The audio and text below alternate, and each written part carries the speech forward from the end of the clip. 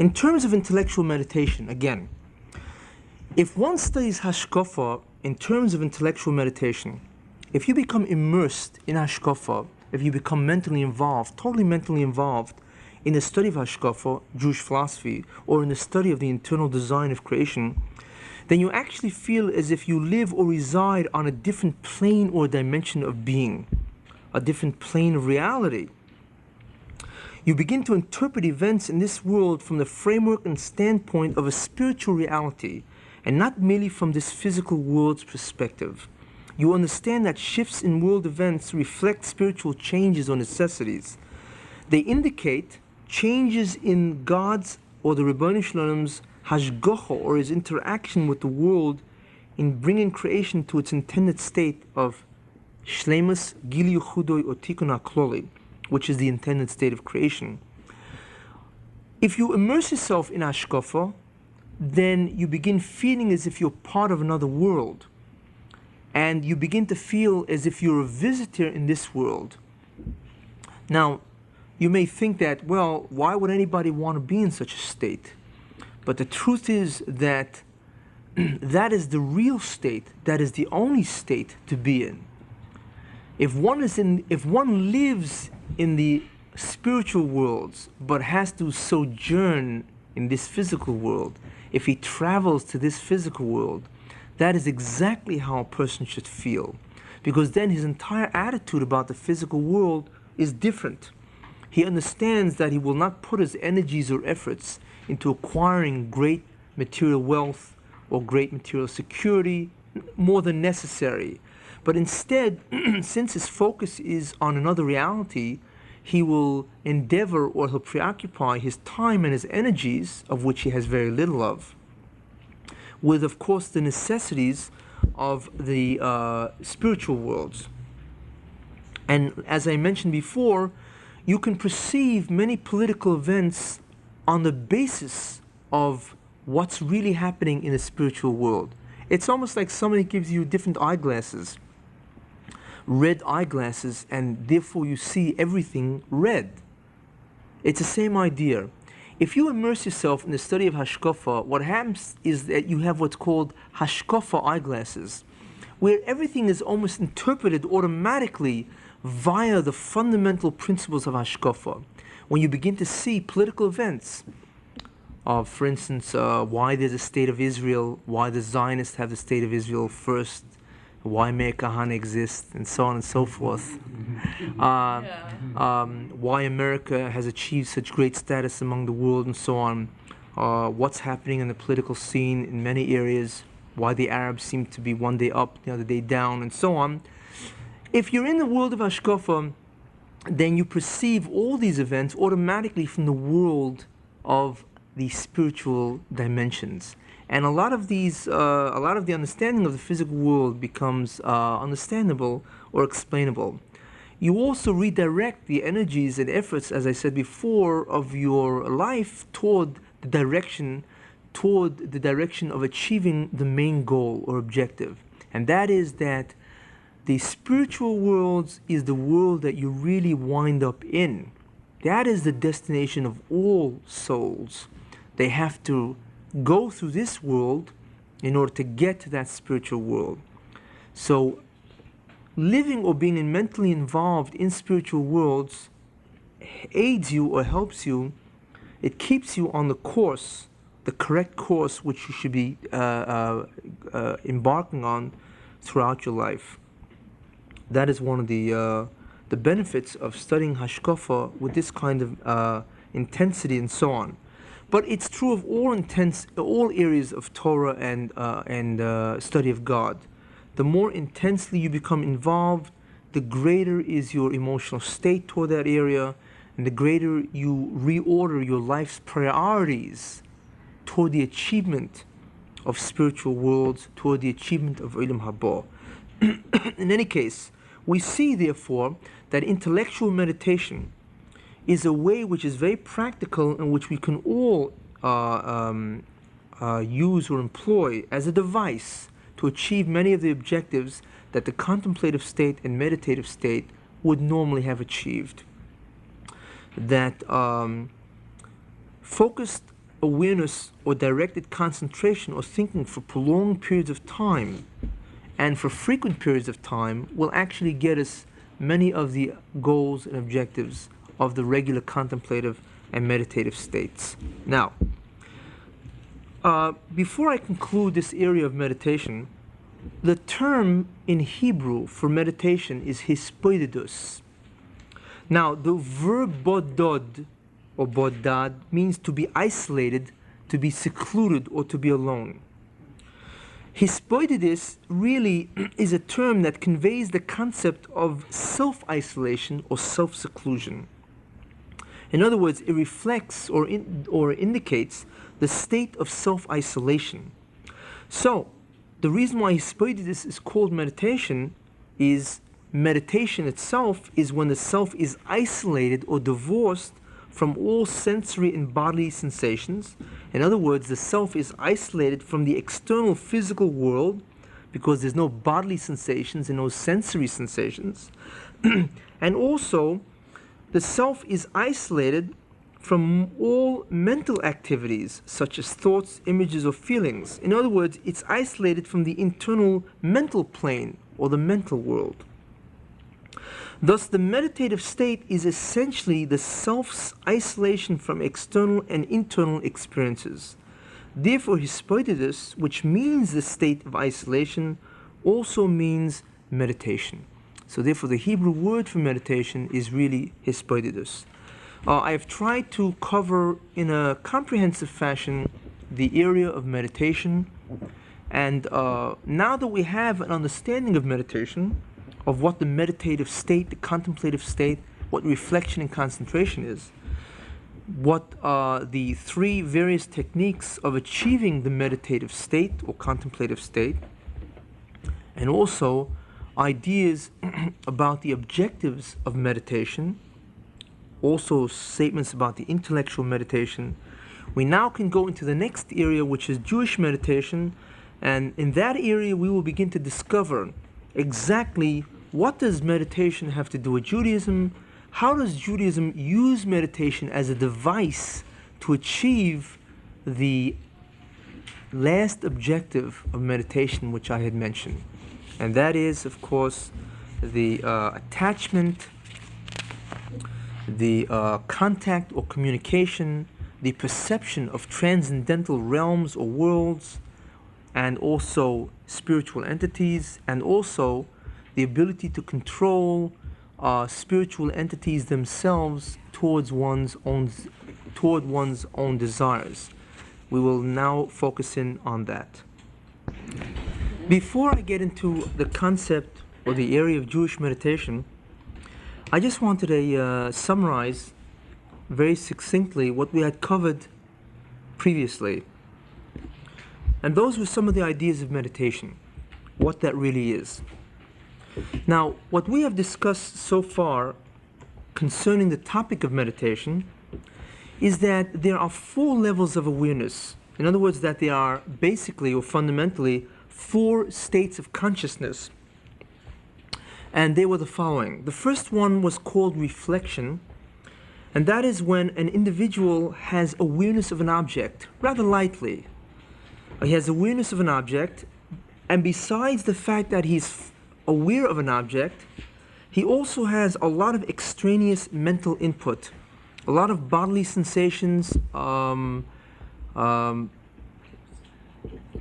sensory sensations, as well as mental activity taking place, thoughts, images, or feelings. This is reflection, or the first level of awareness. It is the lowest level of awareness because besides the fact that you're not really focused in, you also have a lot of distractions that take away from the intensity of the focus of awareness.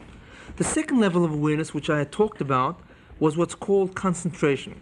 Now, concentration already is higher level of awareness. It is focused awareness of an object, plus also the extraneous mental input. In other words, where the individual makes a mental effort to concentrate on any object or topic or subject or whatever, when he focuses awareness, but at the same time you have a lot of extraneous mental input, the same mental activities, same thoughts, images, or feelings going on, and you also have different sensations, whether it be bodily or sensory, which continue to distract the person. But because the person is focused in on the object, the level of awareness or the state of consciousness is higher. The third level of awareness already takes a lot of effort to develop. That is what's called contemplation. And what that is that is focused awareness of an object without any extraneous mental input. In other words, the individual focuses in on something, anything, any object or whatever, and at the same time is able to exclude or clear the mind of any extraneous mental input. There is no thoughts, images, or feelings. There's basically no sensations, either bodily or sensory.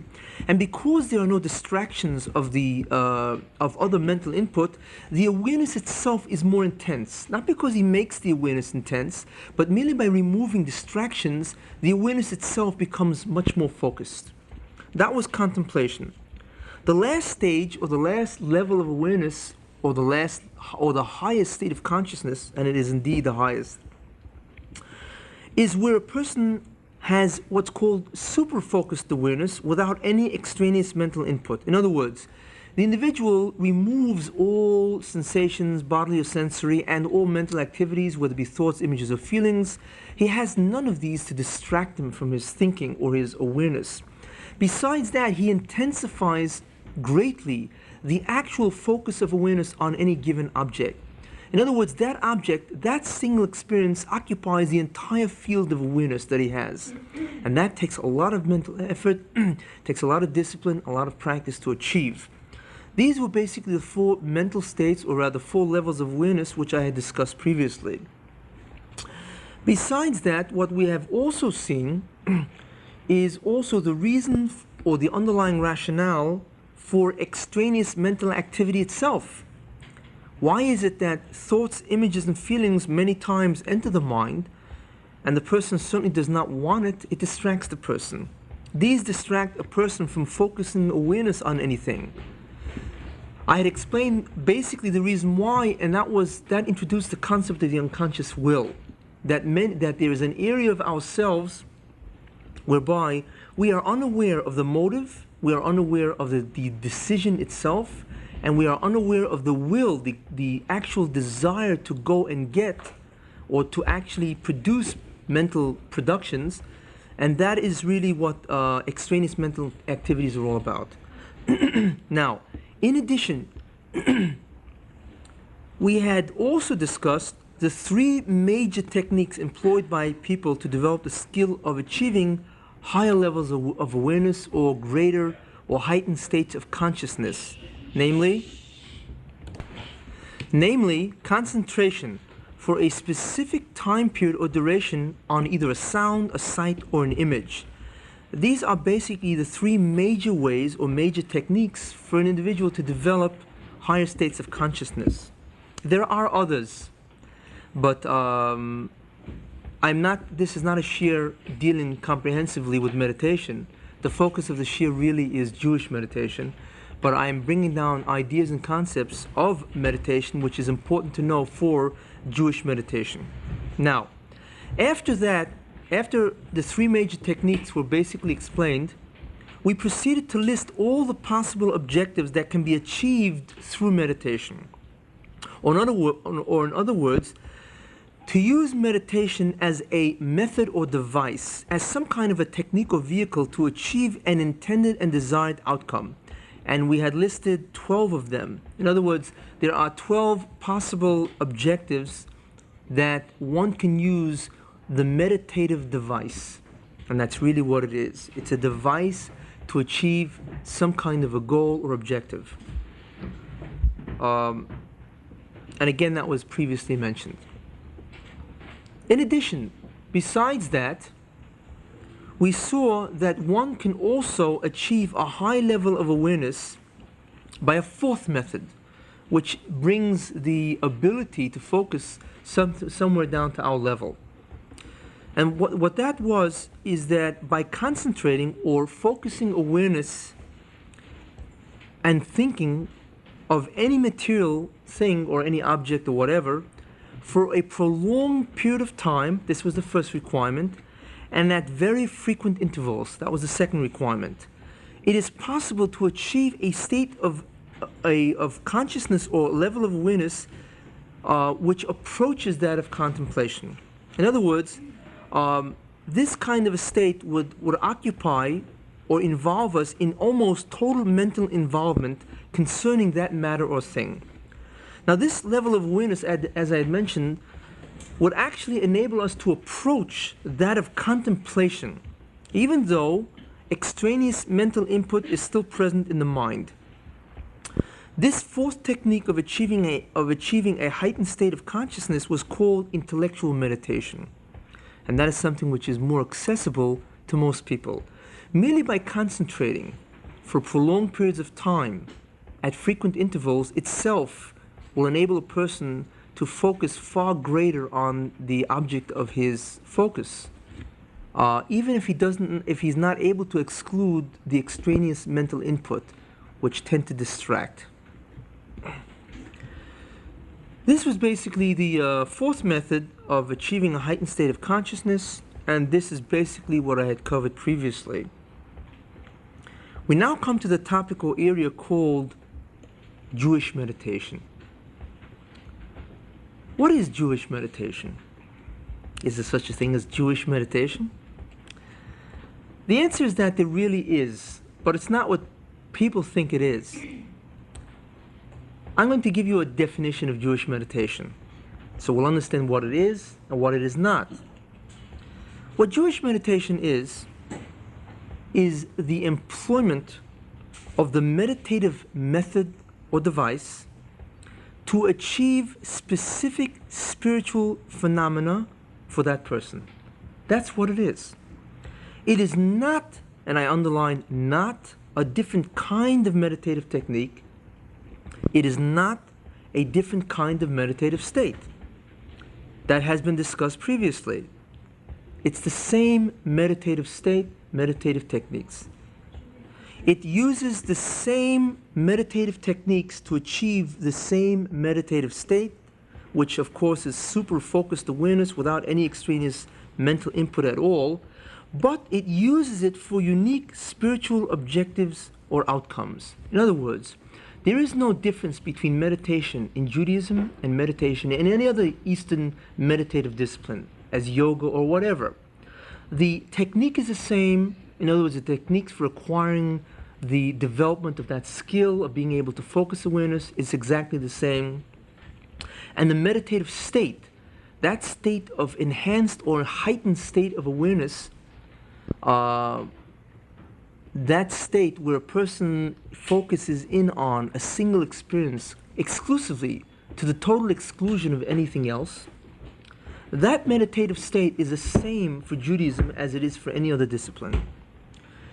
The difference in Judaism is that Judaism uses this meditative technique or device to achieve certain spiritual outcomes, certain spiritual phenomena, which is unique to Judaism. Yoga is very different.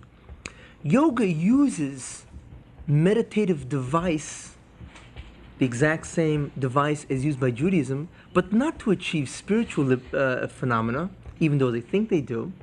What yoga uses it is to achieve realization of self, where self becomes aware of self, and as they want to say, where self believes that it is part of universal consciousness, which they identify as God.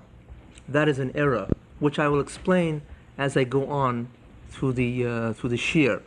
But this is what yoga uses it for. They use the meditative device in order to achieve liberation of self, where self actually comes in contact with self, or as they would say it, self knows self through self. In any case, this is what they feel that they want to achieve, because they believe that when self has achieved that level, self then is aware of the fact that it is identical with God. This is what they believe. They call God cosmic consciousness or whatever, but that's really what it is. So therefore, yoga also uses the meditative device to achieve a certain state, and that is a state of realization of who self is. Judaism does not use it at all for that, for many reasons, which I will get into when I talk purely about yoga. And there will be an entire shiur devoted just to yoga itself.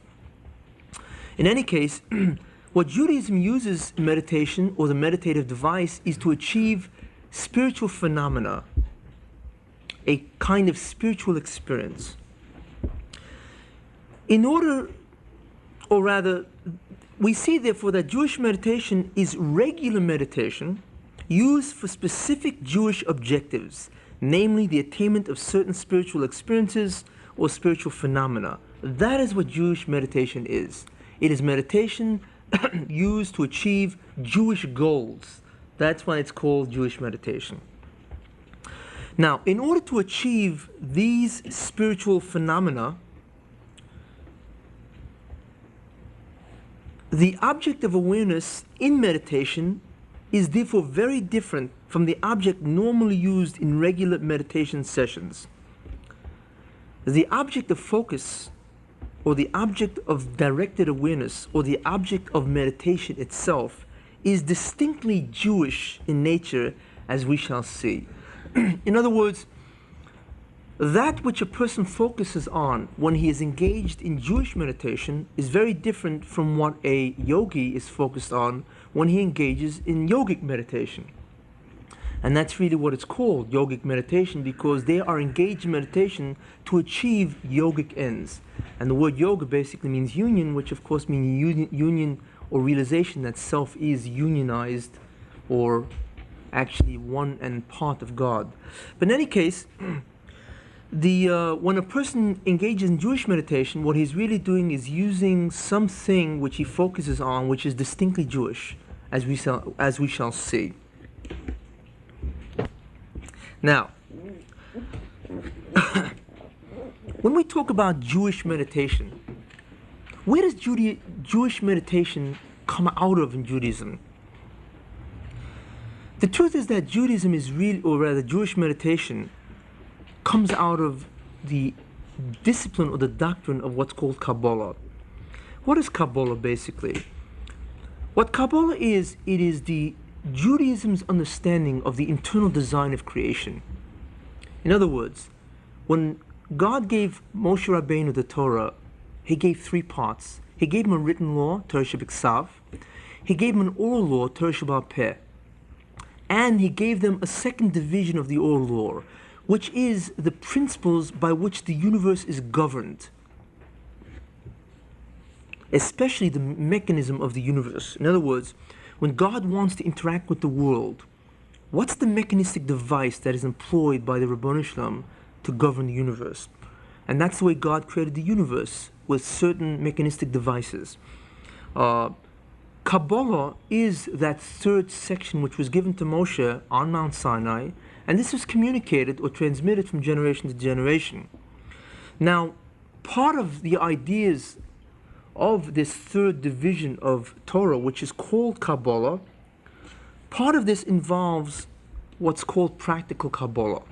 And I'm going to now discuss that. Kabbalah, which is the third aspect of Torah, which was given to Moshe Rabbeinu, Moses at Mount Sinai, Kabbalah is basically divided into two major divisions in terms of its utility or usefulness to an individual. The first area or division of Kabbalah is called theoretical Kabbalah. What is theoretical Kabbalah? And I will offer a definition.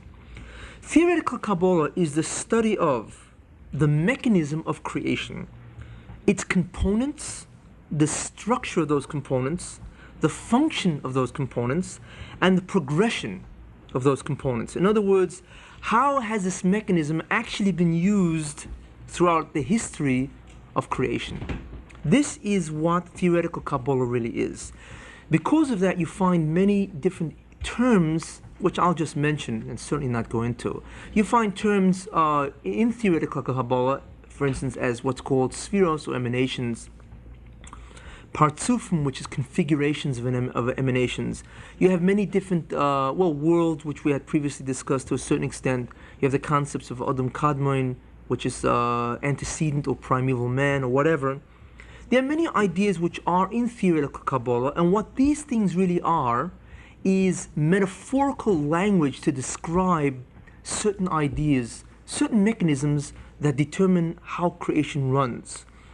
So in other words, the study of the internal design of creation was given to Moses at Mount Sinai, and this is what's called theoretical Kabbalah.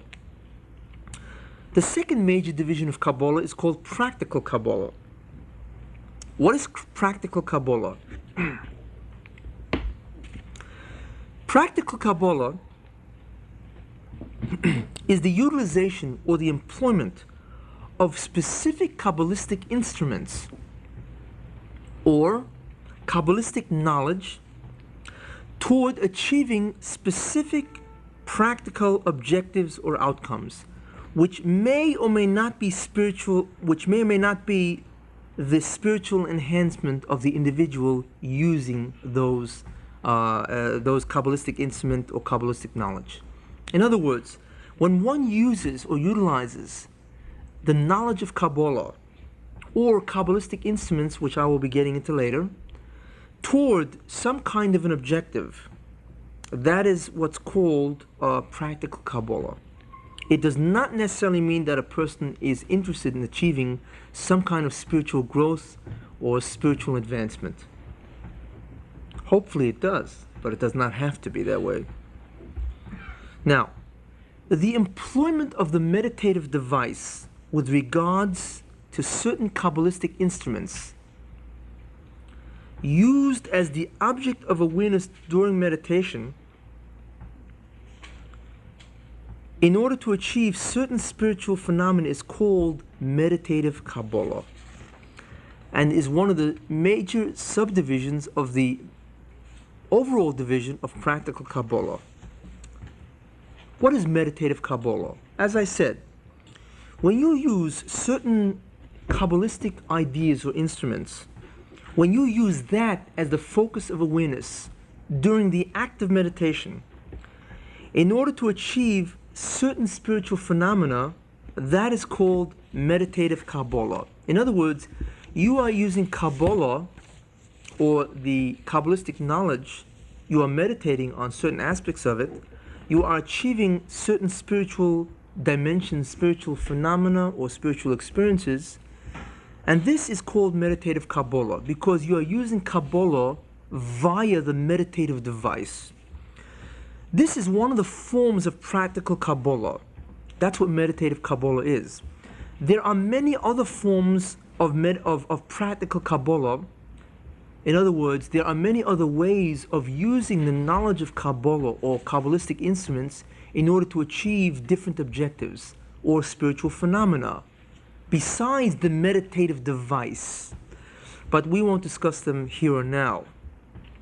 What we will dwell on is the area of meditative Kabbalah.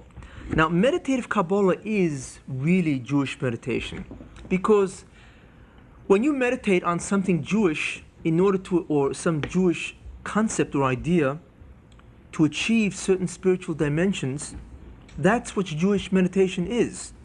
Meditative Kabbalah is the same thing. When you use certain Kabbalistic ideas and you use them via meditation in order to achieve spiritual phenomena, that's what meditative Kabbalah is. Well, you will see that it's exact same definition. Jewish meditation is an easier term than meditative Kabbalah. It sounds nicer, doesn't sound as threatening. It's probably more palatable to most people. But if you want to be honest with yourself, Jewish meditation is really meditative Kabbalah. There are certain dimensions of Jewish meditation which probably are beyond meditative Kabbalah, especially in terms of what you can do with it today. And as part of the shiur on Jewish meditation or meditative Kabbalah, I will be going into certain of the things that you can do today with meditation using Kabbalistic instruments. But in any case, Jewish meditation. So therefore, that is what Jewish meditation is and meditative Kabbalah, same thing. In other words, when one uses the meditative method or technique or device, by focusing in on specific Jewish instruments, concepts or ideas, in order to achieve certain spiritual phenomena, then he is engaged in Jewish meditation. or Meditative Kabbalah. If he is using other instruments, then he's not engaged in Meditative Kabbalah. It's that simple. He's merely engaged in meditation. That's basically what Jewish meditation is. Now,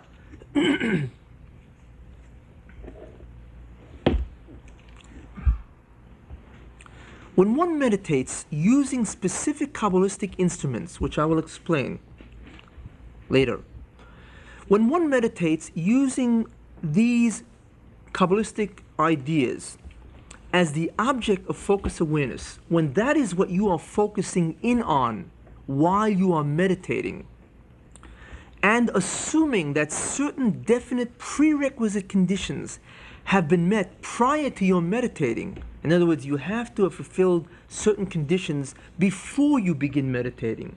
Now, so therefore, if you meditate on Kabbalistic instruments, assuming certain prerequisite conditions have been met, then there are 4 kinds of spiritual phenomena, 4 kinds or types of transcendental experiences that can be achieved for the individual meditating, for the meditator. All 4 experiences are true spiritual experiences, and I really mean true spiritual experiences, involving, and this is what makes them true, the interface between the meditator and spiritual entities, or between the meditator and transcendental worlds, or realms, or universes, or planes, or dimensions, whatever you want to call them. It can actually enable the meditator to interface or to interact with either spiritual beings or entities, and also transcendental or spiritual or supernal worlds. That is why it's a true spiritual experience, not a physical experience. Now, the first 2 spiritual phenomena, which I will mention, you should know, are necessities for true spiritual growth, and was achieved by millions of Jews. It may sound odd. How can something have been achieved by millions of Jews and not even recognized by mainstream Judaism today? Well, that is probably part of the Hester. But the truth is that the Meditative Kabbalah was extensively used by many Jews thousands of years ago, and millions of Jews had employed meditative device for spiritual advancement and spiritual growth. So the first 2 spiritual experiences are really necessary. You must use them if you really want to grow spiritually. Not only that, but the Ribono Shel Olam, God, wants Jews to use these meditative devices to achieve spiritual growth. That's why he gave them in the first place. It wasn't a luxury, it was a necessity. And therefore millions of Jews took advantage of that experience. These are the first 2 spiritual phenomena. The third spiritual phenomena, which I will mention, and which is an outcome of the meditative device on certain Kabbalistic instruments, this third spiritual experience can be employed only under certain conditions and is engaged in very sparingly. You have to be very cautious and careful. Not every time can you do it, and only under certain in certain circumstances or times can one actually engage in this aspect or achieve this spiritual phenomena. The fourth spiritual phenomena is completely forbidden for anyone to engage in, and I really mean forbidden. Why?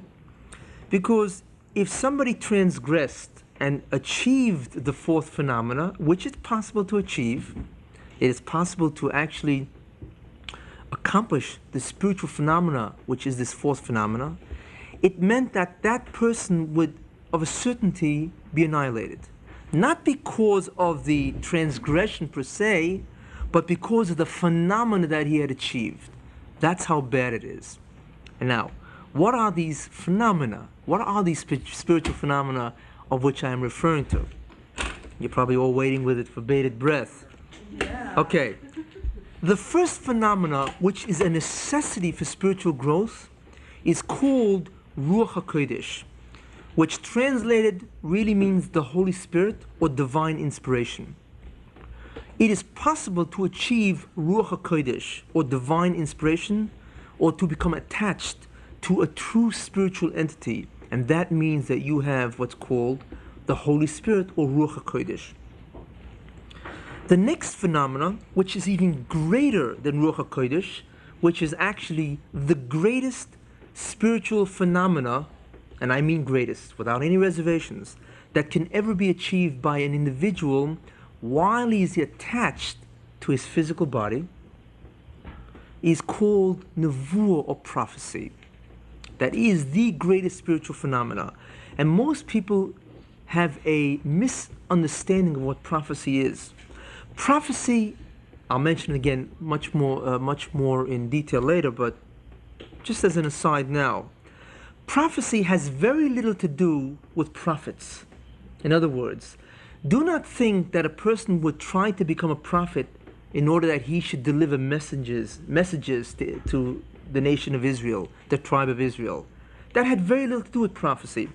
Prophecy, in essence, was a vehicle for enormous spiritual growth. There are prophets or individuals who had attained the level of spirituality, which we call prophecy, which God used to deliver certain messages or revelations. So he used a certain number of them, 40, 30, whatever they are. But the essence of prophecy has nothing to do with what we think prophets are, and that is individuals who deliver divine messages, divine exhortations, or whatever. Prophecy is used primarily and essentially and fundamentally to achieve an enormous spiritual growth. And it is the greatest level that a person can achieve while he's alive, which means while he is still in the physical body. These first two phenomena are necessary for spiritual growth. He who achieved them had achieved enormous spirituality, which is not describable in certainly within our terms, because we lack the prophetic experience, so we don't know what it means. But when I talk about prophecy next week, you can get some kind of a glimpse of what the prophet experienced or whoever achieved prophecy. These were necessary, both Ruach HaKodesh and Nevuah, for spiritual growth. The third spiritual phenomena, which is not necessary and can only be used under certain conditions, is called white magic, for a better term. It's what I call in Hebrew shinui teva, to alter the natural law, to alter physical law. That is a third objective that can be achieved by an individual who meditates on certain Kabbalistic instruments. White magic, and it's called white magic as opposed to black magic because you employed spiritual entities that were not evil but were good in order to use or to do what you wanted. If you employed evil entities, then you were into the fourth spiritual phenomena called kishuf, which is sorcery or black magic. Now, sorcery or black magic means that you had to engage with certain evil beings. Again, you did it via meditation on certain Kabbalistic instruments. And what you did is you allied yourself to these individuals, and what it meant ultimately is your demise and your annihilation. Because once they become part of you, you can't shake them, basically. And that is something which nobody is allowed to engage in. One can know about it, but you cannot engage in. It is called black magic because it is magic. Magic simply means the alteration of natural law. It is called black magic because you used spiritual beings that were black. And what black means is that they were evil in their nature. And for those who do not know what the definition of evil is, the definition of evil is, and believe me, it's not that easy to define. The definition of evil is the negation or absence of being. That is what evil is. It's a privation of being. Good means the enhancement or the promotion of being. Evil people negate or destroy or annihilate. They try to negate being. Good people try to enhance, promote being. So spiritual entities that were evil were constantly out to destroy or to detract from being. In any case, these are the four spiritual phenomena that can be achieved by meditation on certain Kabbalistic instruments. This is what Jewish meditation is all about. It is meditation used specifically to realize one of these four objectives.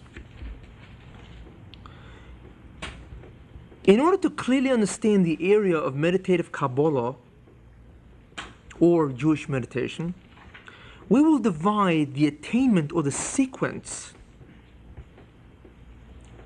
of any given spiritual phenomena into four parts. In other words, there are basically four elements that I want to talk about, and that'll make it much easier to understand. In other words, if you wanted to engage in the attainment of prophecy, then we will talk about four elements. It is the same elements we will talk about if you want to engage in the attainment of Ruach HaKodesh or divine inspiration. And the same thing goes for white magic and black magic. Shinui Teva or Kishuv. What are these four elements that I'm going to discuss? Well, the first area is called the mechanism or the procedure. What exactly is the procedure or the mechanism that somebody engages in order to achieve these spiritual phenomena or these spiritual outcomes? The second element of the sequence is what's called the results of the mechanism, the results of the procedure. What happens as a result of implementing this procedure or mechanism? What is the immediate effect? That's the second area I want to talk about. The third area I want to talk about is what's called the ultimate mechanistic consequences. In other words, what were the ultimate or the desired objectives that were achieved by the actual implementation of the procedure? And the fourth area or the fourth element that I want to talk about in the sequence, when one is involved in attaining a spiritual phenomena, any one of the four, is what are the conditions that have to be met in order for the objectives to be realized. Now, there are two sets of conditions. There is what's called prerequisite conditions. In other words, conditions that must exist or be met or be fulfilled before you begin meditating, before the procedure is initiated. And the second kind of conditions is what's called procedural conditions, or conditions that must be met or fulfilled during the ongoing mechanism implementation.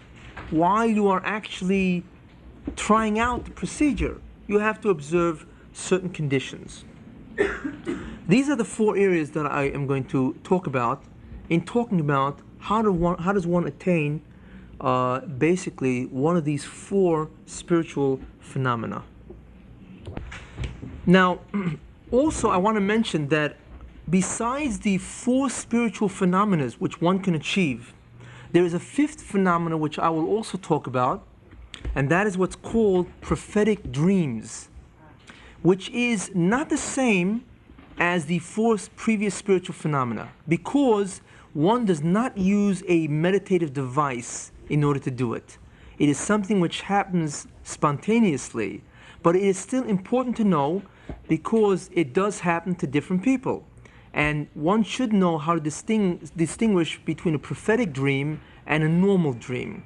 But there are certain things called prophetic dreams and or chalomus, which are prophetic, and I will be talking about exactly what those are and how they differ from the other spiritual phenomena. So in all, we'll be talking about 5 phenomena which are spiritual, and that should give you a pretty comprehensive grasp of what can be achieved by Jewish meditation. Now, I just wanted to mention, which I had mentioned just previously, that it is very difficult to achieve the first two spiritual phenomena, divine inspiration and prophecy. It is much easier to achieve the last two, which is alteration of natural law, white magic and also black magic. And in terms of prophetic dreams, it's not a matter of being easy or hard. It either happens or it does not happen. And that's basically what I'm going to be talking about. Now, let us begin our understanding of what Jewish meditation is, or how does one really understand the attainment of these four spiritual phenomena. In order to do that, you have to know certain prerequisite information. The self, which is the nefesh elyoina, which is the highest soul of man, is bound to the physical world. It's linked to the physical world. How? Via the nefesh tachtoina, or the lower soul, which I had mentioned previously, and that the lower soul is the mind, which is also physical, but the self is bound to the mind. In other words, the self resides in the mind, and the mind itself is connected to the physical body, the guf. In other words, the self, or the nefesh elyoina, is bound to the physical world via the nefesh tachtoina, which is the mind, which is the lower soul, which is physical, and this itself is bound or linked or connected to the physical body, the guf. Therefore, it cannot rise above or overcome this physical world, since it is connected and bound to it. It cannot overcome the physical environment in which it finds itself. Why not? By divine decree. The Ribono Shel Olam, God, does not permit it to leave its abode, its physical abode. It cannot overcome either physical law or physical limitations, since it is bound to the physical universe. Therefore, the self perceives only the physical world, and it perceives the physical world only via its five senses. There are two fundamental physical limitations that are imposed on the self as a result of the fact that the self is bound to the physical universe. The first one is that the self does not perceive its true spiritual nature, nefesh elyoina. It doesn't see who it is. Nobody here knows who they are. All of you think that you are an entity that is basically physical, which is a gross error. The self does not perceive its true spiritual nature, that it is a nefesh elyoina, a higher soul, because of the physical limitation imposed by the fact that it's connected to the physical world. Not only does it not perceive its true spiritual nature, but it does not perceive the transcendental or spiritual worlds that it is really a part of and should normally be aware of. As I had mentioned previously, the nefesh elyoina, or the self, actually is stretched out into all the worlds, the transcendental worlds.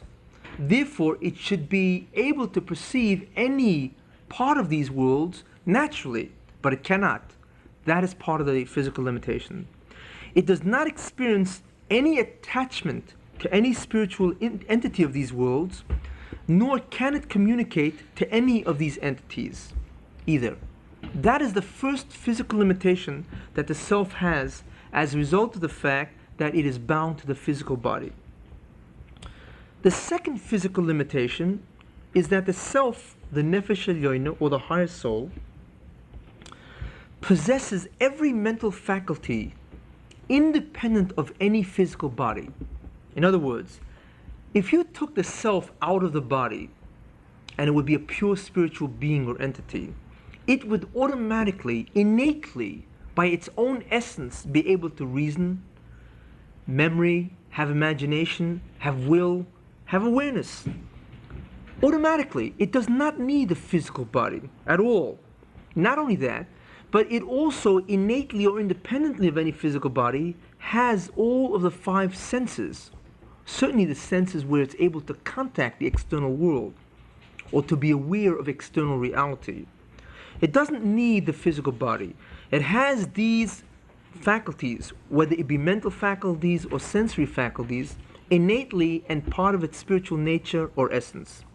But by divine decree, it can only utilize these faculties via the nefesh tachtona, or the mind. In other words, it can only employ these faculties via the actual mind itself.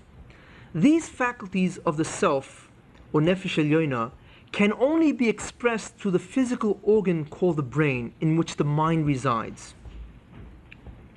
Therefore, that leaves us with a very important idea, that the expression of the faculties of the self via the mind is limited by the quality of that particular brain it resides in. In other words, if the brain that the self resides in has the capacity for genius, and it's physical neurons that determine this, there is a difference physically between a genius and somebody who's not a genius. There's somehow the mind has different capacities or different neuronal structures or whatever. But if the self resides in a brain that has a capacity for genius, then the self can express its own faculty in a superlative fashion, exactly in accordance with the amount that the physical brain allows it. If the brain is damaged or physically deficient, for instance, if a child is born retarded, or a person has organic brain syndrome or whatever, and in other words, if the brain is physically deficient in terms of neuron structure, or it's damaged or whatever, then the self can exhibit only a fraction of its normal capacity that it has innately. It must, and it can only use the faculty in exact accordance with the physical capacities of the residents of the brain that it resides in. It can't do any more than that. Again, that is by divine decree. In other words, not only is this true by mental faculties, but also by the sensory faculties. If the eyes of an individual are damaged, then the self is blind, even though it innately can see independent of the eyes of the brain. If something else is damaged, hearing, then it can't hear.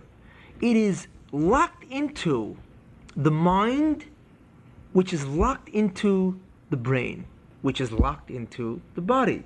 There's nothing it can do.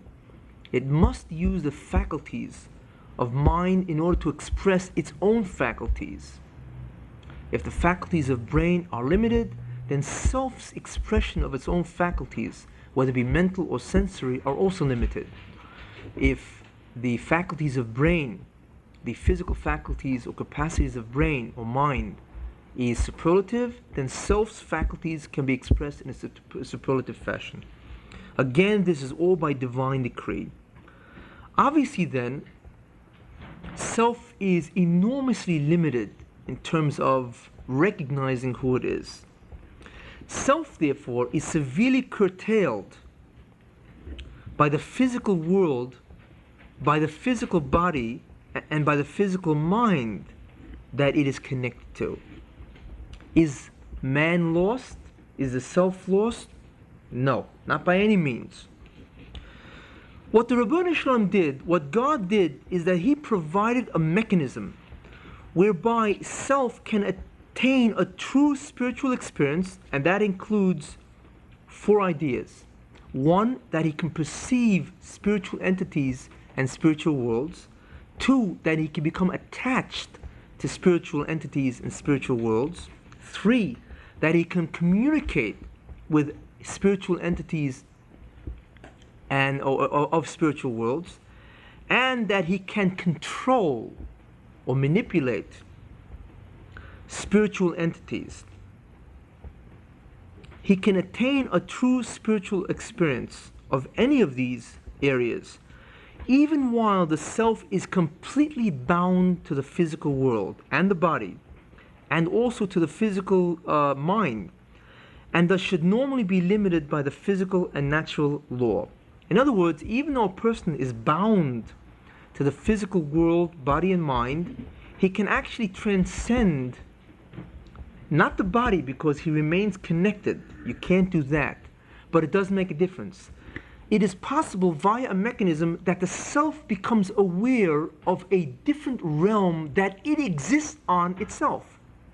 Because we know that the self exists simultaneously in the other four worlds besides this physical world, except what has been taken away from the self is its own awareness of its complete existential dimensions that it exists in.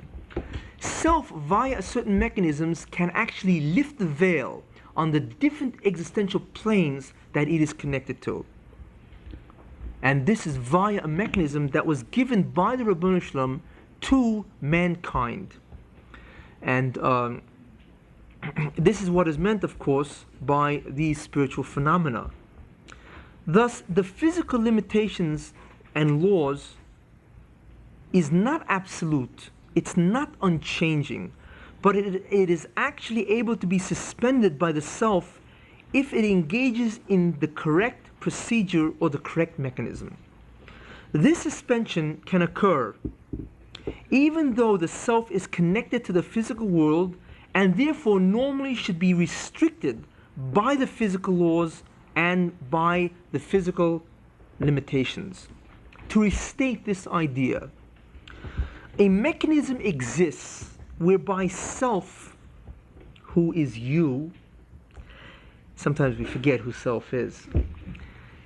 A mechanism exists whereby you can suspend physical law and limitations which are normally imposed upon it, since it remains attached to its physical garb, which is the physical mind, physical body, and physical world or the environment, and actually experience various spiritual phenomena normally impossible to achieve. This mechanism provides the interface between the self, the person, while he's attached to the physical world, and the supernal spiritual worlds and entities. The Ribbono Shel Olam gave man the ability in order to achieve this for certain reasons. One of the reasons is that God wants man to grow spiritually, and true spiritual growth can only be achieved via these mechanisms. It's actually a necessity. Why it is not used today, what happened to these devices, I will talk about after the lecture on yoga, when I get into the history of meditation, the history of Kabbalah, or really the history to all these ideas that disappeared. And we'll be examining that history from the perspective of the internal design of creation, not from a normal descriptive historical standpoint. But in any case, we'll see why it happened and if it will ever return. But in any case, the Ribbono Shel Olam gave a person this ability, this mechanism, so he can achieve an enormous spiritual growth and thereby be able to correct or rectify creation even better. The second idea is that the Ribbono Shel Olam sort of like wants man to achieve the culmination of his endeavors even while he is still attached to the physical world. It's almost like you worked so strenuously to know who God is, to know what exists beyond this dimension. Here it is. It's almost that way. In other words, a person can achieve that before the onset of the Messianic period, when all Jews will be prophets. Probably non-Jews to a certain extent, depending on how good their actions are. But all Jews at that time will be prophets, because prophecy, or this kind of state of awareness of spiritual worlds, will be restored to mankind. And a great deal of mankind will have it. As I mentioned, even non-Jews, but it'll go in certain different directions. But it'll be a phenomenon which will be restored to men. And I'll talk about this at a later time. Now, I previously mentioned that there are four elements to the sequence of the attainment of specific spiritual phenomena or experience. The first one was meditation, or the procedure. That was the first idea, the area, the element. The second was the results or the immediate effect of this mechanism, of this procedure. The third was what are the consequences or the outcomes or the objectives of this mechanism or procedure. And the fourth element in the sequence is what are the conditions to be met before and during the implementation of the mechanism or the procedure. What I want to do now is to study the results of the immediate effect first, which is the second element. Then I will go back and present the mechanism, which is the first element, and then I will go into the objectives or the spiritual phenomena and then the conditions. It's much easier to understand it this way.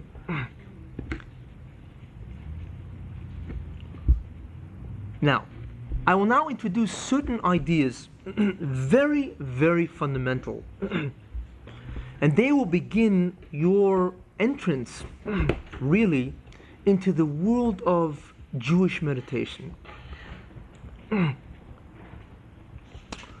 All creation is the result of the acts of God. And when I say all, I really mean all. What is meant by creation? By creation is meant the initial bringing into existence or into being of the universes, and its continuous maintenance of being or existence. That's what creation means: to bring into being and to maintain the being of that entity. The Ribono Shel Olam, God, is the doer or the subject of the action, and creation, both its inception and its maintenance, is the results or the effects or the outcomes of the actions. In other words, God is the subject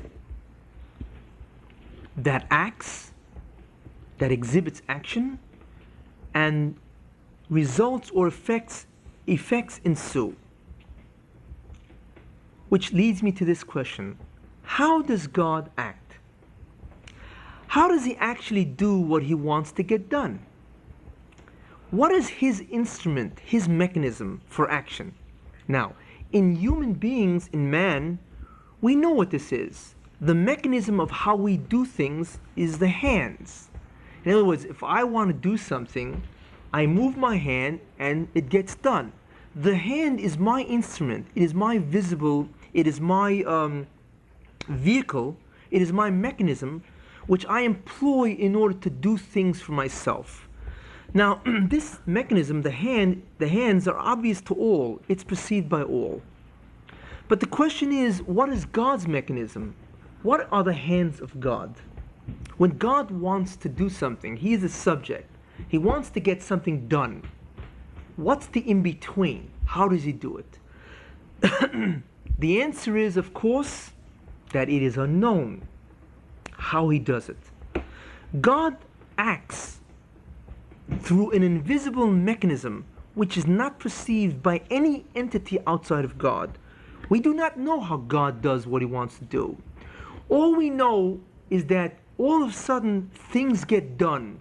Things pop into the air, events happen, things get created or annihilated or whatever, and we know that God is doing it, but we don't know how he does it. It is unknown. The mechanism for action by God, by the Ribono Shel Olam, in truth is really the link between God, who is the subject of the action, and the effect, which is creation itself. In other words, the link between God and creation is really his mechanism. You have God, who is the subject, you have the effect, which is creation, and you've got this in-between area. How does God do what he wants to do? Obviously, that is the link between this creation and the being that brings it into being. The mechanism of God's action is as mysterious and as incomprehensible as God himself. That is very important to know, that not only can we not know who God is, we cannot know what his link is, because he is identical with his mechanism. Now, but how do we describe the actions of God itself in our own framework from our limited perspective? How do we talk about this? We cannot really talk about his mechanism because that's invisible. But we have to use some form of expression when we want to say God acts. What do we say? How do we describe it? Well, the truth is that there are various ways.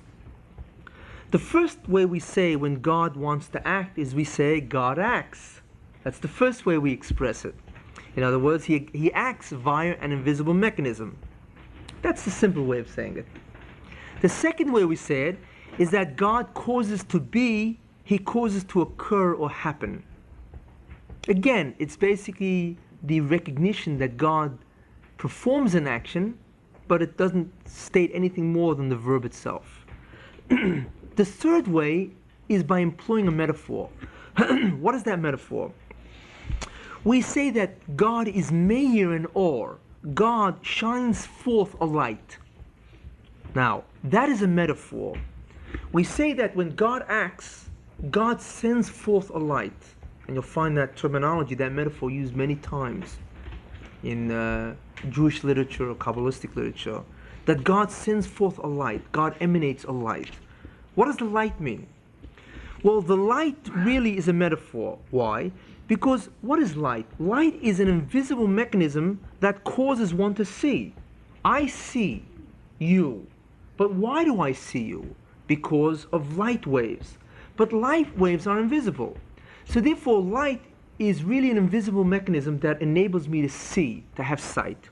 Therefore, light symbolizes or can be used as a metaphor to represent or to describe an invisible mechanism which is sent forth by God to achieve his desired effects.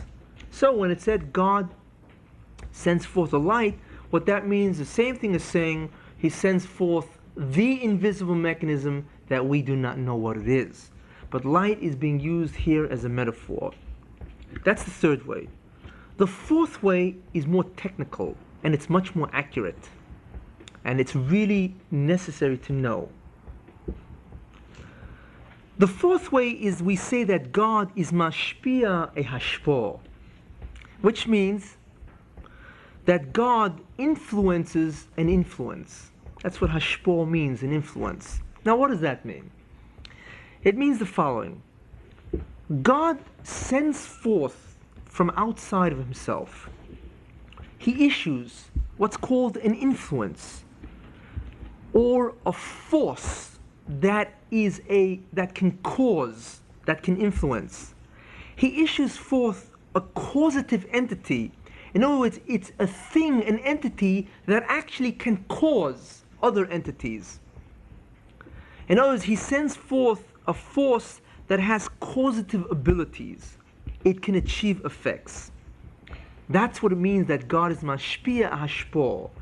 God sends forth an influence, a hashpo, an entity, a force that itself can cause. Now, but the difficulty is that this idea of hashpo, that this causative entity, this influence itself is a nivra, is a created concept. And therefore, if it's created, it obviously itself needs the invisible mechanism of God to create it. So we're back to square one. What is the invisible mechanism that God uses to effect what he wants to do? The truth is that we cannot go beyond the hashpo. God created a causative entity, a real entity that actually can cause in God's stead. But of course God created that itself. But we cannot talk about God nor his real mechanism. We can only talk about the mechanism which is the causative entity which is responsible for creation itself. Got it? In other words, what created the universe is the hashpo, the creative or causative entity itself. What created the causative entity is God and his invisible mechanism. But we cannot talk about God and his invisible mechanism. We can only talk about a causative entity which is an emanation or it's an influence from God himself that has causative capacities or abilities. In other words, the causative mechanism of God himself is identical with God, and therefore it is ultimately unknowable and incomprehensible. We can only speak about the nivra, the created entity called either a light, or rather called the hashpah of God, to describe his means of bringing about any effect he desires to be. Therefore, we now can talk about God's hashpos, God's causative entity or entities. These things which God created, which can actually give rise to effects after them. But we cannot talk about God or his connection or link to reality. We have no idea of what that means. And just as an aside, I had once mentioned that God does not have existence, right? God is existence, which is a very fundamental difference. God is not included in reality. God is not one of the things that is. God determines what reality is because he is existence per se. In other words, if you saw pure existence without an essence, it would be God. So therefore, in some way, since God is being, is identical with the idea of being itself, then he can obviously make be whatever he wants to be. In other words, he determines what is. He doesn't take orders from anything else. So in some way, existence is able to vary itself, to vibrate itself in some invisible way, and actually give rise to different kinds of existences. That is probably the only way we can grasp that idea. But the immediate way we have to talk about it is the concept of hashpos, that there is a causative entity that God created, which is the cause of creation. Okay? Once we understand that, we can now really proceed. Now, you may ask, how many hashpos are there of God? In other words, how many causative agents in that sense, or how many influences did God issue or invoke? And the answer to that is that the total number of variations of creation really equals the total number of hashpos which were issued or performed or implemented by God. The total amount of created entities equals the amount of hashpos which was issued by the Ribono Shel Olam. Now, there are two kinds of hashpos or acts of God. There are two general types or divisions of causative entities or forces issued by God, by the Ribono Shel Olam, that can be distinguished based upon the effects that they do. The first hashpah is that God created his kavod, his glory, or his shechina. In other words, God created a manifestation or representation of himself that is perceived by his creations. God cannot be perceived by his creations in any way. So what the Ribono Shel Olam did is he created the shechina, which is the Hebrew term for the divine presence. And the Hebrew word shechina really means, shechein means to dwell or to reside among. The shechina is the presence of God that can dwell among man, that can be perceived by man. It is a created entity that man perceives that is the closest thing to God himself. And when we perceive his shechina, his divine presence, we perceive God. We cannot perceive God himself, because to know God is to be God. And therefore, if you are not God, you do not know God.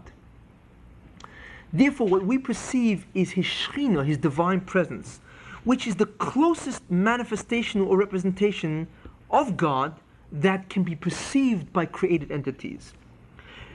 Another word for shechina also is his kavod or his glory. When it says kavodi, my glory, kavodi or my glory means my being. The emanation of what is called my being is called his kavod or his glory. Glory is a emanation of the being in itself. When you say glory of the king, it doesn't mean the king. In some way it means the being of the king emanates a certain state a certain reflection of his essence. You see the glory of the king. The same idea is used for God. When we say God's glory, what we mean is the glory or the manifestation that can be perceived by man that in some way represents God himself. But it is the only thing that we really can perceive. So therefore, the first hashpah that we can distinguish is the hashpah that created the covet or glory of God, or the Shekhinah, or the divine presence of God himself. The second hashpah, or the group of causative acts, is what's called creation and the maintenance of that creation, which really comprises the spiritual universe with all its beings and the physical universe with all its beings. So therefore, there are two distinct divisions of hashpahs, causative entities. One is hashpahs which create the being, or rather the manifestation of God as he appears to us, which is a Shekhinah or is covered. The second hashpah, or hashpahs, the group of hashpahs, create all creation, whether it be spiritual worlds with their beings, physical worlds with their beings. That's the second area of hashpahs. We now come into a very crucial area. Every hashpah, every act or causative entity that God creates, every hashpah that was, is, and will be issued by God has a name. It really has a name. This name, which is assigned to it or designates the hashpah, is how we can refer to the hashpah. Every hashpah has a name which is designated or assigned to it. And if you want to refer to the hashpah, you've got to call it by its name. Now, the name is not really the name for that particular hashpah, but really it's a name, it's a Shem. Shem is the Hebrew word for name. It is really the Shem, or the name of God, as regards to his performance or issuance of that particular hashpah. That's what the name really is. When you say a name, for instance, when you say the name Erech HaPayim, that God is long-suffering, which means God is patient, what that means is that long-suffering refers to God insofar as the fact that he issues a causative entity that enables the phenomena of long-suffering to exist, and that is how we perceive it. You see the way it goes? God is not long-suffering, essentially. God creates a hashpah, an entity that gives rise to long-suffering acts or patient acts. So we, on this end of it, say God is long-suffering. That is the way it works. The name is not the name of the particular hashpah, but it is the name of God as regards his performance of the issuance of that particular hashpah. Therefore, it's obvious that God has a different name for every hashpah that he issues, whether it be past, present, or future. It comes out, therefore, that the total names of God then equals every type of hashpah issued by God, which also equals the total number of creations made. It's an exact equality. The total names of God equals the total names of hashpahs, which equals the total amount of created entities.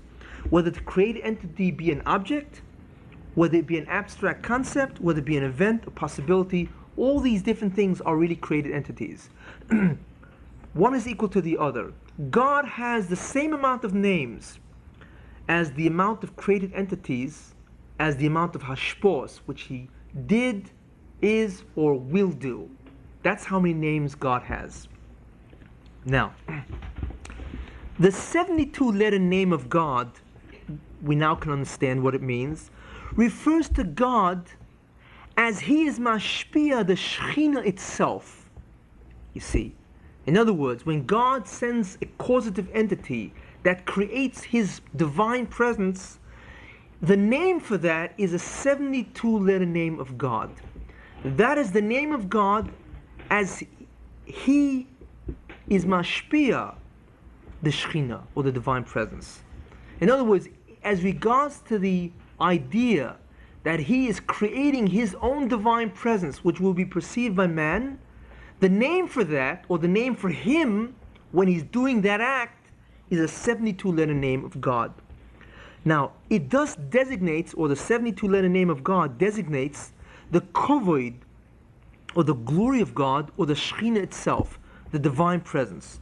It is therefore, since it refers to God's creating His own divine presence, it is the holiest and most powerful name of all. Now, holiest we can understand, but what does it mean by the most powerful? That we'll see. But that's what it is. This 72-letter name of God was uttered by the Kohen Gadol, by the high priest, on Yom Kippur, on the Day of Atonement, during the Avodah service, during the actual service in the temple, during the Avodah service of that day in the Beis HaMikdash, in the temple. Now I'll give an example. The Shem, the name of Rachum, when we say Rachum, what are we referring to? The name of Rachum, or the Shem of Rachum, which means, which I'll say in a minute what it means, designates or refers to God as He sends forth a hashpah that causes effects to occur, which we call, upon seeing these effects, we call it mercy and compassion. See? So when we say Rachum, when we refer to God as being compassionate or mercy, what we are really saying is it refers to God as He sends forth a hashpah, which causes an effect of mercy to take place among men. So therefore, we perceive this as mercy or compassion. The name Elokim is the name of God when He issues a hashpah that causes din or justice to occur among men. And the definition of justice is what's called reciprocity of actions. Good for good, evil for evil. That is what justice means. What you do, that's what you get back. It's an exact reciprocity of action. That's what justice means. If you do good, then justice demands that you be paid good. If you do bad, then justice demands that you be paid back in a detractive sense. But in any case, the name Elokim, the Shem of Elokim that we call God, Elokim, it means God as He is sending His hashpah that will create the effect of justice or din. Now, at this point, we can ask a question. Why does the Rebbeinu Shalom want a different name for every action performed? Why does He want a different name for every different hashpah used? Why does He want so many names? Basically, there are three reasons. The first reason is that by the fact that God has a name for every act that He does, this heightens the awareness of God in terms of our understanding or our knowledge of the almost infinite variety of actions performed by Him, revealing Him to be the cause of everything, literally everything that goes on in creation. In other words, the fact that God is called a name by every single thing He does gives us the sense of awareness that God does so many things. So we immediately feel that God is literally the cause of everything that goes on in creation by the fact He's got a name for everything He does. So we get the sense that God does such an enormous amount of things. Therefore, we begin to perceive the real truth that God is the absolute master of all existence, the only one who directs or controls being or existence. Therefore, He has a name to heighten our awareness of how intricately He is involved in creation, and that He is the only one who is involved in creation. And that creation is a product of an infinite, almost infinite variety of the acts of God. And that we know this by the fact that, or we have heightened awareness of this by the fact that God has so many names, or a name for every single hashpah, every single act, every single causative entity which he brings into being. That's the first idea, first reason. The second reason is that it enables us to single out a specific hashpah or act which we wish the Ribbono Shel Olam to invoke or issue for our sake, or to be used in our service. By calling upon God with this name, or by requesting through prayer for such a favor or kindness. That's the second reason why God has a name for everything he does. Because what happens if I want to zero in or single out one specific act of God which I want to pray to God that he should use in my service, in my behalf? Then I call him by that name. So if I want God to be merciful to me, I call him Rachum, because that immediately makes aware to me what I want the Ribbono Shel Olam to do. So in other words, the second reason why God divides his names among all the hashpahs of creation is that if I want to single out or focus in on a specific attribute or act of God that I want him to employ in my service, I will pray to God, I will call upon him in that name. And what that name will do is it will sort of like inform God, who does not have to be informed, but it is my way of being aware, and that is what God wants initially, actually essentially, is that I should be aware what I want, and that it is God who only can grant it. It is that way where a person can call upon God for God to engage in, or to evoke, or to issue that specific hashpah, that specific act for which this individual is praying for. That is really the nature of prayer. We use the names of God, or rather we use many names of God when we pray. And each time we use the name of God, we are asking him for a different kind of hashpah. And if you know the different names of God, you will know what you are praying for. That is why prayer is divided among many names of God, because the prayer consists of calling upon God for many different favors, many different kindnesses. And therefore, we invoke these hashpahs by using the different names of God, which refer to specific hashpahs, which designate specific hashpah. What is important to remember is that when you pray and you use the different name of God's, different names of God to invoke the different hashpahs, then the compliance of the Ribbono Shel Olam to our request is dependent on his will, not on our action. In other words, if God will answer us will depend on our merits, on our sincerity, on our desire for repentance, on our concentration, and so on. And based on these things, God decides if he wants to answer us or not. But it is still up to him.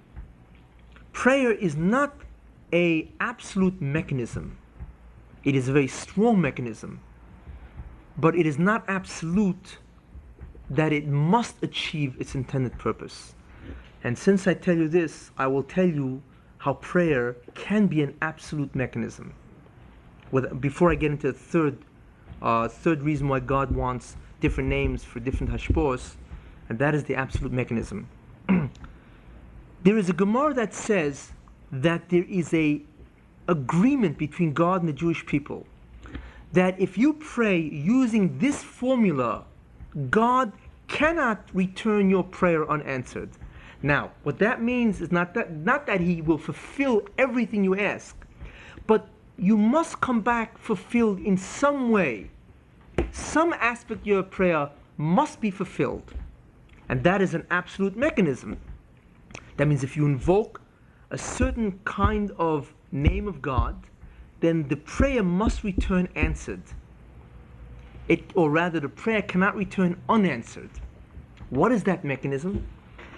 If you pray to God and you say that I ask you or I request of you based on the 13 attributes of goodness or mercy which you possess, in other words, I pray to you based on the Yud Gimel Midos, the 13 attributes of kindness which you possess, to fulfill the following request, that is the formula. Then you should know that your tefillah cannot return unanswered. Okay, so that is one way of using prayer as an absolute mechanism to fulfill whatever you want to fulfill. Now,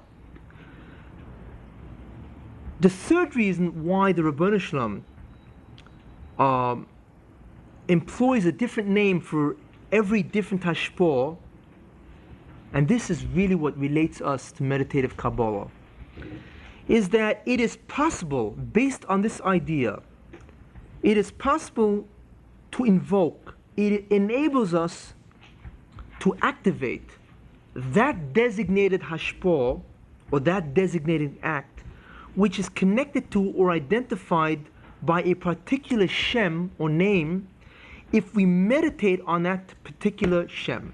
In other words, the meditation, which is super focused awareness without any extraneous mental input on a particular Shem or name of God. In other words, if you meditate using this Shem as the object or focus of awareness, now this is the procedure or the mechanism.